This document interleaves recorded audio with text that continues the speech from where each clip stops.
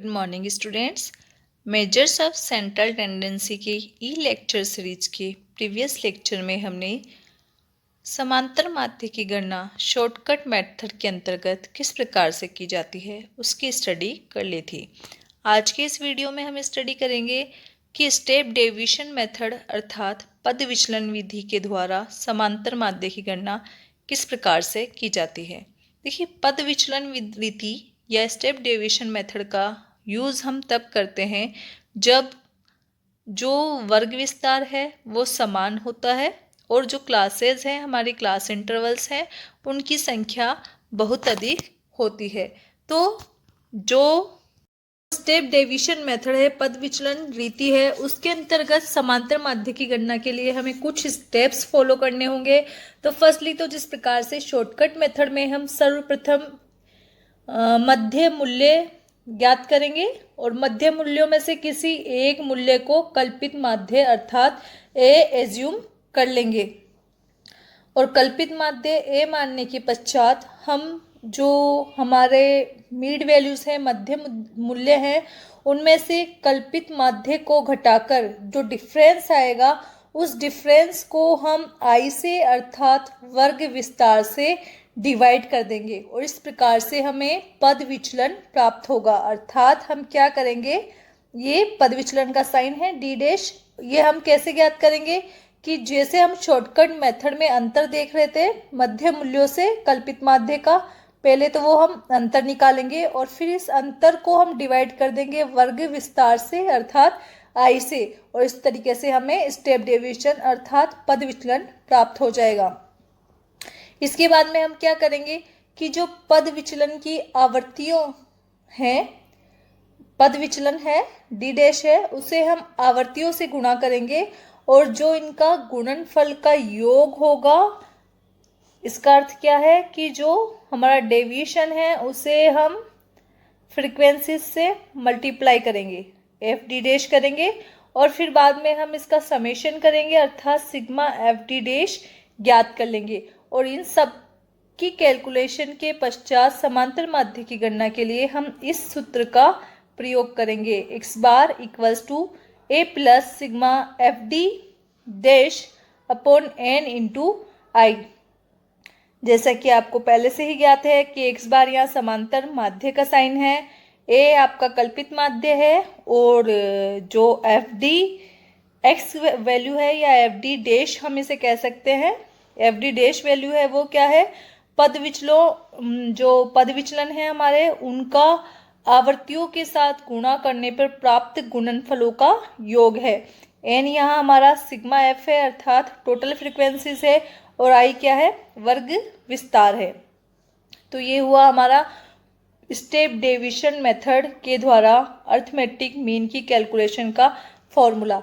Next हम इस example के थ्रू देख लेते हैं कि जब हम एक एग्जाम्पल में स्टेप डेविएशन मेथड के द्वारा समांतर माध्य की गणना करेंगे तो वो किस प्रकार से करेंगे। तो ये देखिए, हमने एग्जाम्पल वही लिया है जो हमने डायरेक्ट मेथड और शॉर्टकट मेथड के लिए लिया था कि यहाँ पर हमें फिट में क्या दी हुई है, हाइट दी हुई है और इसके जो संबंधित फ्रीक्वेंसीज है वो हमें दी हुई है। इसके द्वारा हम समांतर माध्य की गणना करेंगे तो सबसे पहले हमें क्या करना है, पहले हमें मीड वैल्यूज काउंट करना है, मध्य मूल्य निकालना है जिसे हम एक्स की वैल्यू मानेंगे।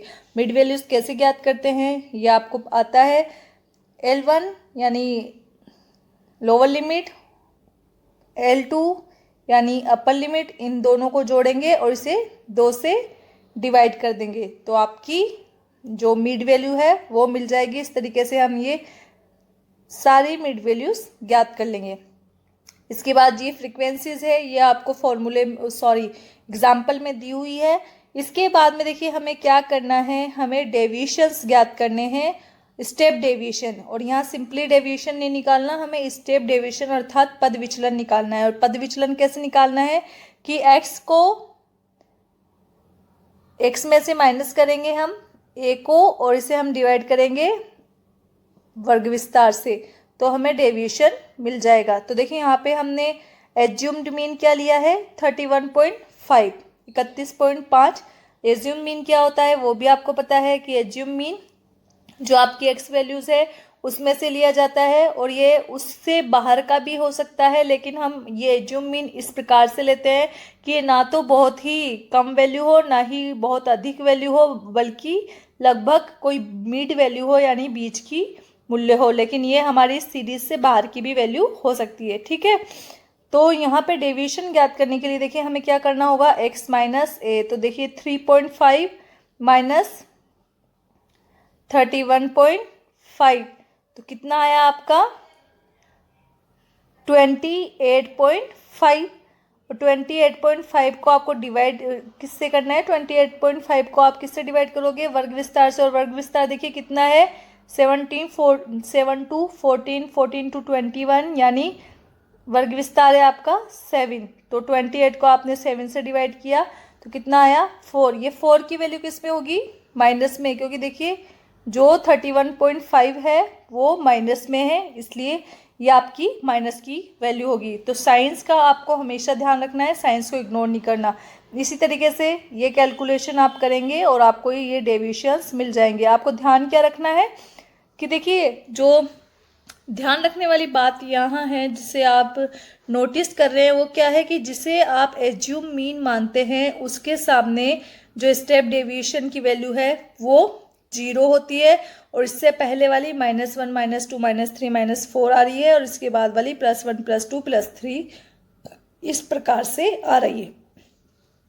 नेक्स्ट हमें क्या करना है, हमें फॉर्मूले के लिए चाहिए एफ डी डैश की वैल्यू। तो एफ डी डैश की वैल्यू कैसे निकलेगी कि जो ये हमारा डी डैश है अर्थात पद विचलन है उसे मल्टीप्लाई करेंगे हम फ्रीक्वेंसी से, यानी 26 से। तो 26 मल्टीप्लाई बाय -4, तो ये आपका आ जाएगा -104। यहाँ भी साइंस का आपको ध्यान रखना है, और ये हमारी प्लस की वैल्यूज आ जाएगी।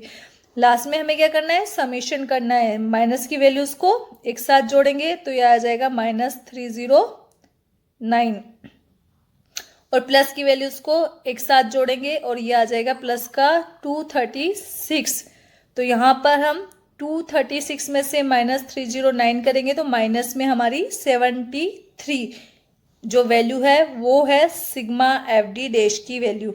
इसी तरीके से जो फ्रिक्वेंसीज का समेशन है वो भी हम कर देंगे सिग्मा एफ, जो कि इक्वल्स टू होता है एन के।